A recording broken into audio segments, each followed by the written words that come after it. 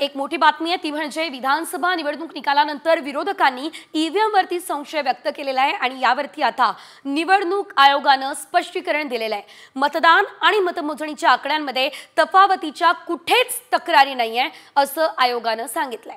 निवडणुकीची प्रक्रिया पारदर्शक पद्धतीने राबवण्यात आली आहे असं देखील आयोगाने आता स्पष्ट केलेलं आहे। तर यावेळेस आता हे जे स्पष्टीकरण देण्यात आलेलं आहे निवडणूक आयोगाकडून ते अत्यंत महत्त्वाचं आहे।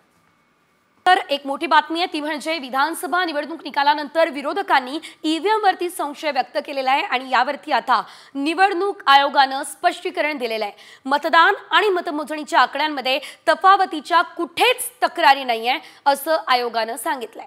निवडणुकीची प्रक्रिया पारदर्शक पद्धतीने राबवण्यात आली आहे असं देखील आयोगाने आता स्पष्ट केलेलं आहे। तर यावेळेस आता हे जे स्पष्टीकरण देण्यात आलेलं आहे निवडणूक आयोगाकडून ते अत्यंत महत्त्वाचं आहे।